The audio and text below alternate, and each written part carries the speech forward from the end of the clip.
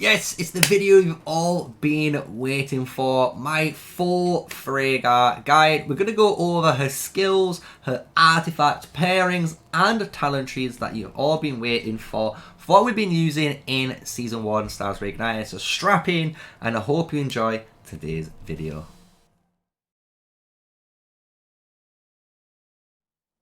So yes, we're going over Ffraegar today, and it's a very exciting day. I know you guys have been waiting for this video, so let's go over all of her skills first, and we're going to explain why her skills are so good for her in Season 1 Plus when you're able to get her, right?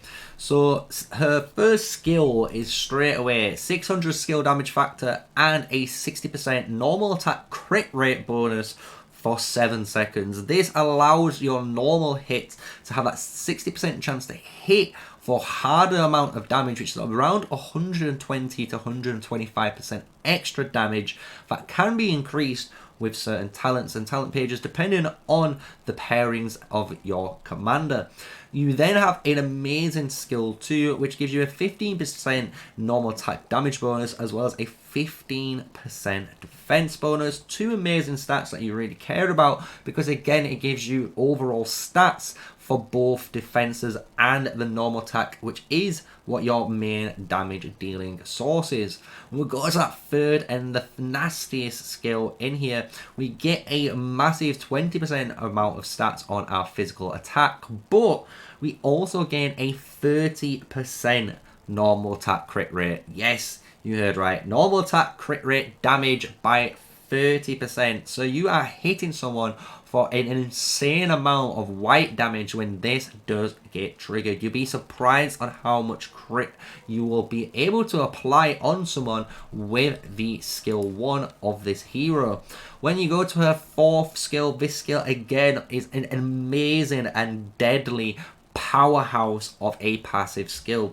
It allows your unit to put a 30% march speed increase on themselves, allowing you to get away or chase down the target that you're trying to kill down, and it gives you a 20% rage accumulation speed reduction on the enemy you are fighting. So imagine you are fighting a mage now, you are able to reduce their rage accumulation speed by 20%, meaning you are going to get there a fifth of the time quicker always, and you'll be surprised how much faster this will run, because again, after 5 times of combat, you can imagine that is 100%, meaning you've already done a free rage cycle against them, and you'd be surprised on how quick this rotates. When you do finally awaken her, when you do get all those skills maxed out, you don't get anything too crazy to actually brag about, because honestly her kit is so insanely packed already that your awakening just increases that skill damage from 600 to 800. So it is a little bit more extra damage, and obviously you're going to take advantage of that extra damage, but it's nothing to brag about. The skill alone, the fourth one, is honestly so much more powerful compared to the awakening skill. So those are her skills, and the reason why Ffraegar is so powerful is because of the way the skill lineup is. You can have this hero at 5-1-1-1, and by having them at 5-1-1-1, you're going to have all this insane stat increase as well as a 10% increase on crit damage and attack. You also gain that 5% normal attack damage bonus and defense. So again, it's 10% worth of stats all given to you for free. And when you do maybe go to 2 stars, you can try and go 5-5-1-1, or like I did, I went to 3 stars to try and get the maximum amount of damage which is possible, and that allowed me to get a 5-3-5-1 hero, which is a really good lineup. And if I really could, in my all honesty, I would have preferred to have a 5-1-5-3 Ffraegar, because a 5-1-5-5 would give you honestly the most amount of edge in combat, because you can always gain some extra normal attack damage bonus from other heroes as well as the talent pages you have for her. So she's an exceptional hero, and if you're wondering how you can actually obtain your Ffraegar, it's quite simple, really. You can obtain her through 3 actual ways at the moment. Obviously, you can obtain her through the Lucky Spin. This is an event that's going to crop up in Stars Reignited. You're going to get, I think, 2 opportunities in total, in maybe 3 if you're lucky, if I can remember off the top of my head, but I can guarantee there's 2 wheels that always come for your Ffraegar, and with that, obviously, it's going to cost you gems to buy the tickets. You spin the wheel and you unlock your Ffraegar. You can use any Universal Hero tokens you get in Season 2 to unlock her as well. And in the start of Stars Reignited, there is an event called the Wheel of Destiny. And the Wheel of Destiny is another way you can try and unlock your Ffraegar. And it's the way I did on my stream, which is on the video. I'll try and put an info card somewhere around here so you can check it out when we did spin for it. But you're going to be able to unlock her through the Wheel of Destiny too. And then on top of this, later on down the line, once you've completed those wheels and potentially you might have got her at the stage 1 to 2, you will be able to buy her in the daily deal. As you can see right here in Server 2, we are around the Necro Giant stage and we have access to the Ffraegar in the daily store. So hopefully you will be able to get this in Global Launch 2 soon for you guys. So that is how to obtain her. We've gone over her skills now, so let's go over her pairings, because her pairings is what makes Ffraegar honestly one of the most terrifying heroes in the game. She is in the same caliber, if you were talking of for heroes, as someone like Velyn or Kinnara. And the reason why she's in the same caliber as these 3 heroes is all 4 of these guys' heroes, as you guys know, when we look at all 4 of them, have all base damage for PvP. Everything about these heroes do not waste a single stat. And the same goes for Ffraegar. She does not waste any sort of stats when it comes to in the field and PvP combat. And the beauty of Ffraegar is when we look at archer matches only, you're going to be able to take any of your archers from Season 1 and pair them with Ffraegar. She is an amazing replacement instead of Guan Win. So if you had a Guan Win awakened and you have a 5-1-5-1 Ffraegar, for an example, this hero will be doing more damage than that Guan Win would be if you have a very strong Nico like mine at 5-2-5-4. If you've got a hero like Nico that is at 5-1-1-1, like a lot of players will do in this video, I would recommend you use your awakened Guan Win with your Ffraegar behind her to give that extra bit of damage. And obviously remember to use the precision tree to maximize the amount of normal attack damage you can deal with this Guan Win and Ffraegar, and it'll be a really good choice and upgrade for your raid DPS match. You're going to be able to obviously use Wilderberg if you choose to be the Wilderberg faction and have a Ffraegar as well as Craig as a flying option in this season that you might have got from the early game. You can also use Ffraegar with your Fear. This is a very powerful combo for the archers, as well as another one we're going to talk about in a moment. As well, if you have access to him, the best, and I mean the best, single target DPS match for raids at the moment is Syndreon Primary with that Ffraegar. Ffraegar supporting him is an insane combination, because as soon as that Syndreon activates his skill 1 and gets that double hit rapid fire combination, as well as the increase of the attack he gains from his skill 4 and that initial rapid fire as well, it allows you to get so many critical hits that if you even have a 5-1-1-1 Syndreon with a Ffraegar at 5-1-1-1, you will be one of the top DPS matches in the game. We've seen someone like Hulkton Gaming do it from the get-go and surprise everyone by a mile. So this is definitely the #1 DPS choice if you're looking for raid DPSing. We are liking it in PvP too, but you got to remember in this match there's not that much protection, so it is a very glass cannon based match, so it does deal an insane amount of damage. And obviously the Sinjon with that Ffraegar will only give you the 15% health as well as that 10% extra defense, or 15% extra defense, shall I say, on top. So you're only getting those stats, you're not getting any counter-attack damage at all. But you can imagine, like, we can say a Ffraegar behind a Kinnara is a phenomenal hero if you're trying to keep them alive. If you want, you can also run a Ffraegar primary with a Kinnara behind and run a more mobility-based tree, and it's a very effective tree to use. So what we're going to talk about for this next bit of pairings of the video, since we did talk about archers here, we're doing a little bit of sneak peek teasers for some future videos for you guys, and it's to do with flying cavalry.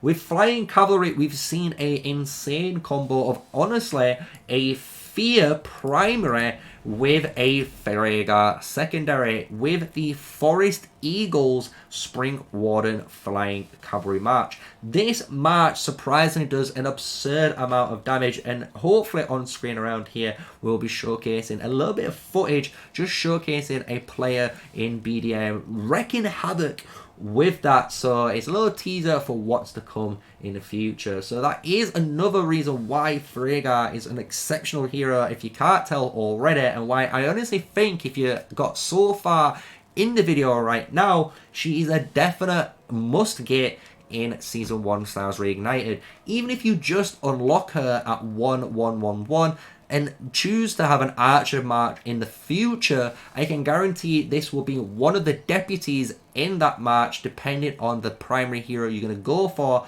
maybe in the future when there's some more archer heroes in the game.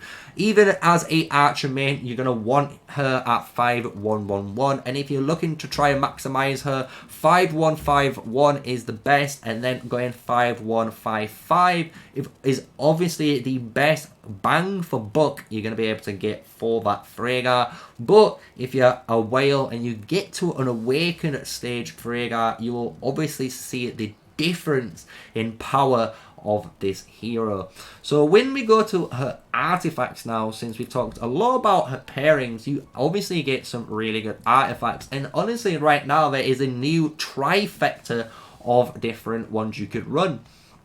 Viola's bow is honestly a really powerful one you can always run on this march, and the reason why is it's the one artifact that gives you the most Legion HP and Marksman HP. So if you're going to be running a flying march, or if you are just going to use a marksman like a ballista and you're going to be using Ffraegar in that march, having this Viola's bow in PvP is going to give you, as you can see already at a level 40 Viola's bow, over 37% extra health, and that health is honestly the king stat in PvP.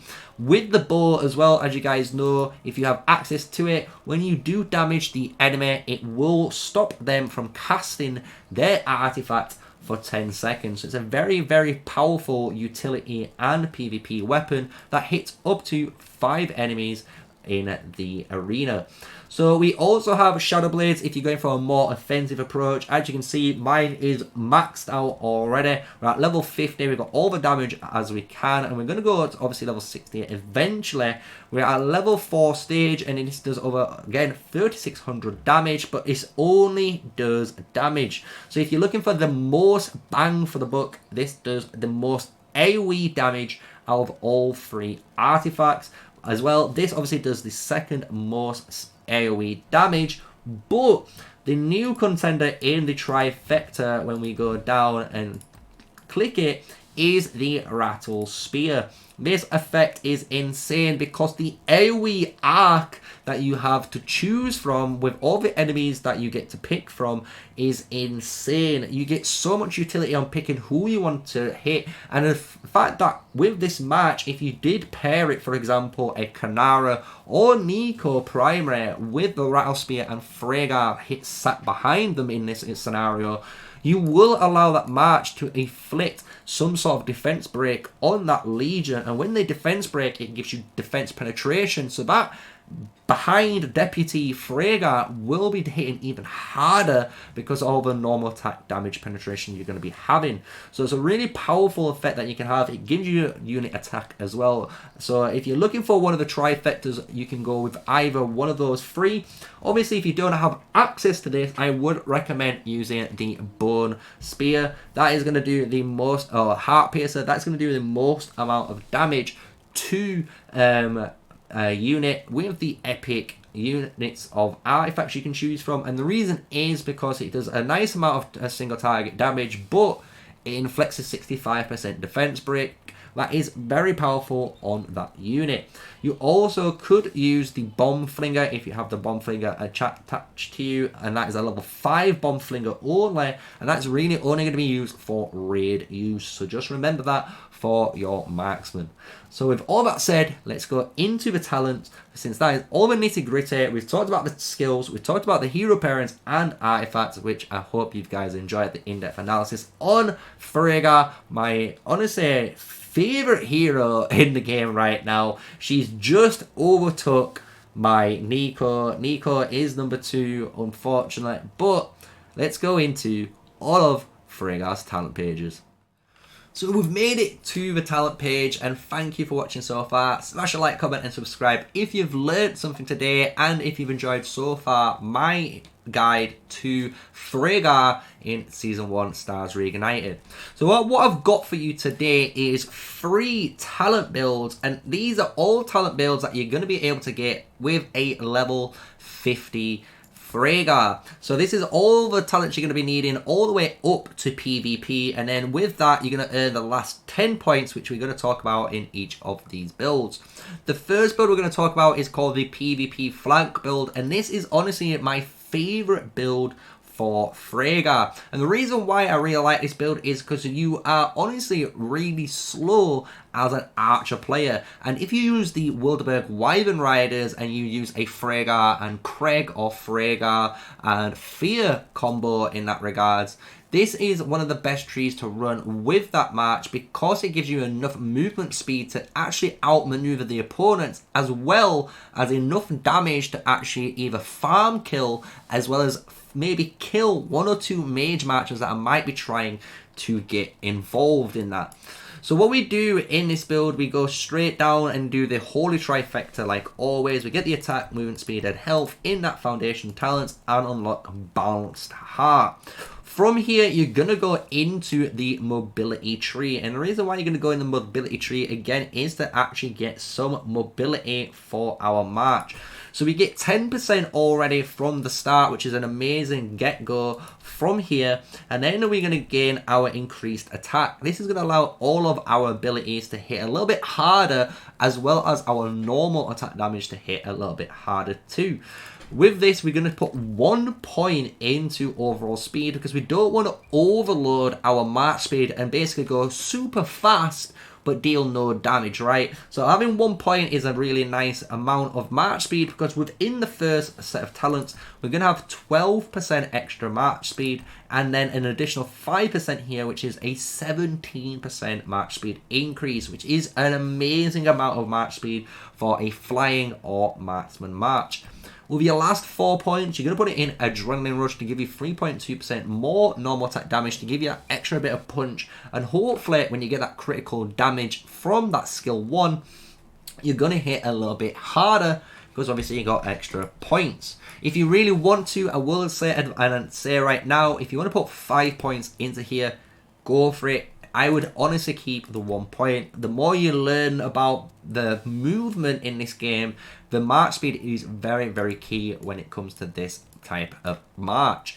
So with this, we're going to go into preemptive preparations. This is a very cool ability. When we enter battle straight away, we're going to gain 10% attack, meaning we hit so fast and hard that we hopefully can kill either farms, or we can try and catch off someone that is out of position with this march. As you can see, we lose 0.5% damage every second, so we do need to kill them really quick, which is fine, which we will do. And then once we've killed them, we normally leave combat, go into it again, and we'll try it and re-proc it, right? So it's a very powerful ability that you can have on this march. From here, you can go a variety of options in my opinion, but for me, I've fallen in love with this setup because when you are an archer march, as you know, with this, you don't have that many stats about, which is tankiness. So actually putting 5 points in here, taking 4% less normal attack damage means anyone you are fighting in between, when you're farm killing with this march, for example, you will be taking less damage, hopefully meaning you're going to survive longer and either win the trade or, even better, escape from combat.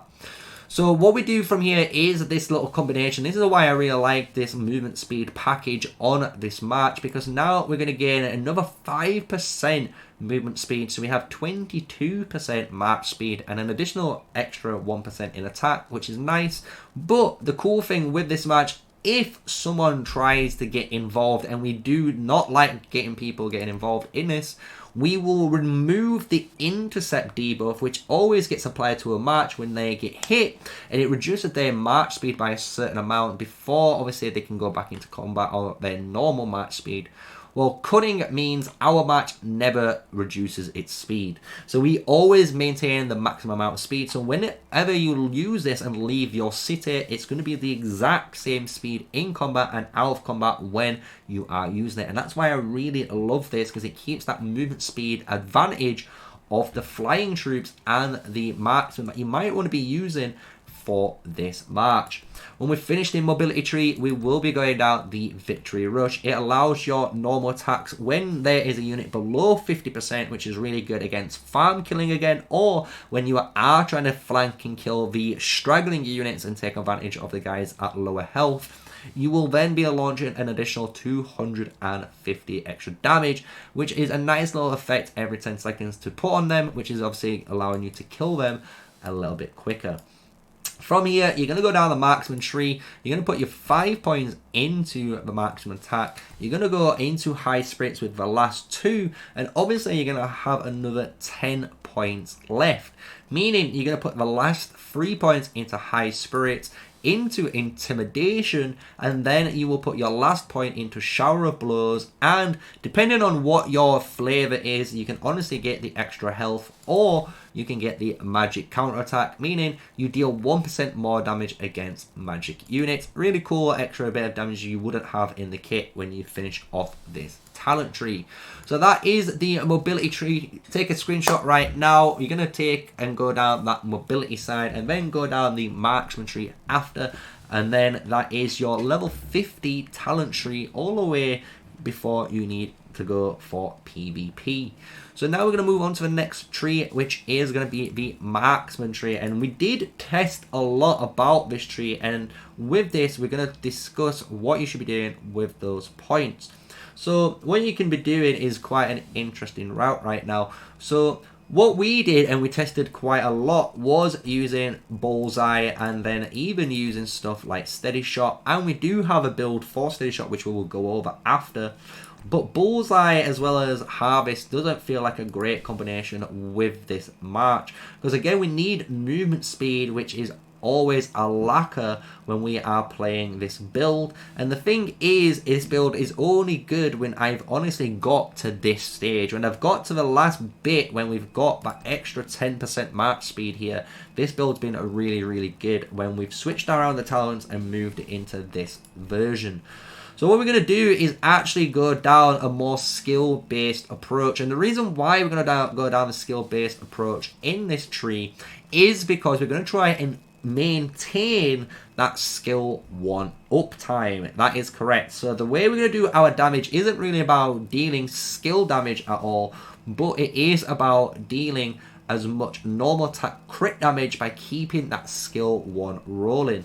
So we put 5 points into our marksman tree and get our overall attack and do a 4-1 split here to give us a little bit of march speed in the early game, because honestly we need as much march speed as we can without sacrificing obviously our game plan. We then go into the intimidation just to give us some extra damage. You could try steady shot, but honestly the next build is built for steady shot and you'll see why. And then we go for Shower of Blows. Shower of Blows is going to be a really good effect with a Fear, or should I say a Ffraegar and Craig combo, because it's going to allow that Craig in the deputy slot to hit a little bit harder on that AoE bleed effect. From here, we're going to go down Marksman HP and Delight to give us that extra 15% rage accumulation speed, which is very good because now you're going to obviously have 50% increase of speed and your opponent has a 10% reduced amount of speed. So in total, if you can imagine, that's almost a 25% rage accumulation advantage on your opponent. In the last stage here, you can go a variety of routes, and this is why you can honestly test your different deputy slots and you can go a variety of versions. So I'm going to give you each one here in this video. If you're going to go for Ffraegar and a Kinnara or Nico, I would recommend having Last Word, because Last Word is going to give you counter-attack damage that you can scale with the Nico or Kinnara in the deputy or primary slot depending on your match setup in this obviously scenario. Here we're having Ffraegar primary, so having the 4% extra counter-attack damage is going to be very key. And then if you are running someone like a Craig, for example, or maybe someone like Fear, you can also run Radical. This is going to reduce your defense by 1.5%, but increase all your damage dealt by 3%. Really good effect, because if you have a Craig Fear with this flying march, you're going to allow the bleed to do more damage. The Fear will also increase the amount of damage you deal with her skill damage on that skill 1. So it's a nice little bit of damage all entwined together. If you again want to choose someone like maybe Hosk will take advantage of this really well as well, because he's going to be in your deputy slot giving you that normal attack damage. So again, he's increasing your damage dealt when his skill 1 goes forward. So it's a perfect synergy for him.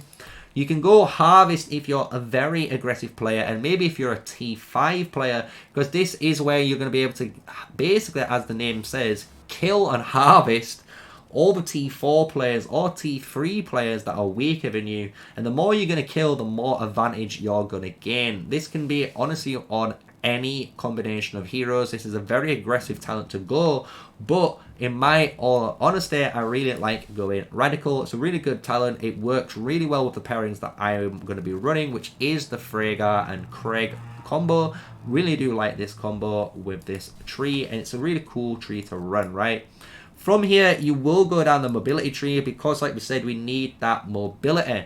We have 5 points here and we have 1 point into Predator, and this is where you can choose to do a few different actual things with the build. You can honestly finish with 4 points in overall attack, 5 points into overall speed, and 1 point into preemptive attack, and then finishing off the build.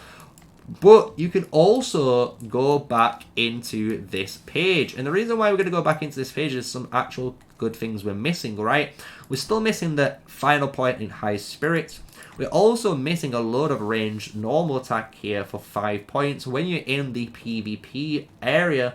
We're also again missing potentially more march speed here with Binding Snare, and we're also missing magic counter tactics if you are trying to be a marksman player, specifically trying to kill magic units. So what I am going to do from this stage, as I'm going to recommend, is actually finishing off High Spirits and leaving the mobility as it is. This is a really good way of actually maximizing the amount of damage you have and actually gaining 10% march speed here and having a chance of increasing your march speed by 6%. So from this 2 talents here alone, that's 16%, and with here that is a 21% march speed increase. Now this is now a 24% 5% match speed increase, right? So you can see where you're going to be able to gain it now. And when you're in PvP, like say you have 10 extra points. So if you want to spend it in more match speed, you can. If you want to go into magic counter tactics, you can.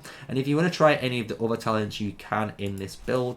Or alternatively, if you want to play safe, you can put 4 points in overall attack, 5 points in overall speed, finish off with preemptive tactics, and you're good as golden.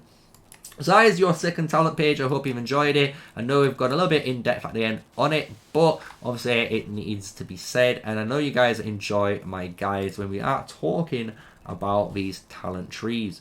So the next tree is going to be called the short flank tree, and this is the tree that is very experimental, and it is honestly a kind of crazy tree when you look at it, but it has a lot of purpose in the world. This is a tree that you can be running with flying cavalry as well as the flying archer unit. And the reason why you're going to be using this is to honestly take advantage of, if you're a flying cavalry player, you can run a Ffraegar primary with still a Craig behind her, and she will honestly fire that skill 1. We have footage of it, and it is going to be in a future video. When we look at this build, what this whole purpose is allowing the flying calves to get as much attack at the start of combat as possible. So it's going to allow those cavalries to take advantage of unyielding rush, to give you as much damage, to kill the units, and basically escape. So the way this works is pretty simple. We're going to go down the mobility tree first. And the reason why we go down the mobility tree is to take advantage of the flying cavalry and the flying marksman. If you're going to use marksman instead as an option, you still can. You're going to go down 5 points, 5 points, and a 1-4 split to actually get some damage here, because we're going to have a bunch of march speed anyway with the build being cavalry based if you are using the Spring Warden's flying unit. With preemptive attack now, we're going to gain 10% increased attack as soon as we enter battle, which is very effective when you also have bullseye gaining attack when you enter battle. So you're going to increase your attack from every stack of normal attack damage you deal. So it's a really weird way of basically figuring it out, but you have 5 stacks of attack, and this increases every 10 seconds.